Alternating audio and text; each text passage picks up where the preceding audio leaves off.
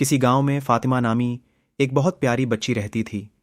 ایک دن وہ اسکول سے گھر پہنچی تو اس کی امی نے کہا، بیٹا منہ ہاتھ دھو لو، یونیفارم بدل لو۔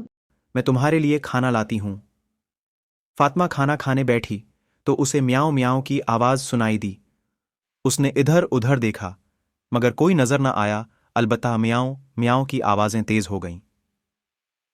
فاطمہ نے دروازہ کھولا تو کونے میں رکھے لکڑی کے کاٹ کباڑ سے آوازیں آتی محسوس ہوئیں۔ وہ آگے بڑھی تو دیکھا انلی کا ایک چھوٹا سا بچہ اپنی ماں کے ساتھ وہاں موجود ہے۔ فاطمہ نے اسے گود میں اٹھایا تو دیکھا بلی کے بچی کی ٹانگ زخمی ہے۔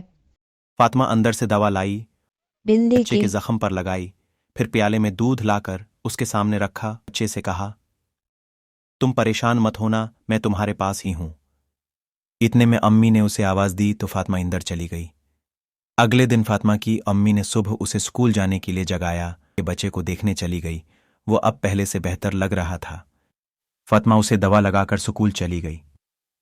سکول میں سارا دن فاطمہ اس بچے کے بارے میں سوچتی رہی۔ گھر آتے ہی سب سے پہلے اس کے بچے کی خبر لی جو اپنی ماں کے ساتھ کھیل رہا تھا۔ فاطمہ کو دیکھتے ہی وہ فواں اس کے پیروں سے لپٹ گیا جیسے اس کا شکریہ ادا کر رہا ہو۔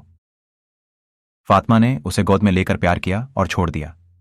جس طرح فاطمہ نے بلی کے بچے سے ہمدردی کا سلوک کیا، ہم سب کو بھی اسی طرح انسان اور جانور سب کے ساتھ رحمدلی سے رہنا چاہیے، کیونکہ یہ بے زبان جانور بھی ہماری ہمدردی اور محبت کے مستحق ہیں۔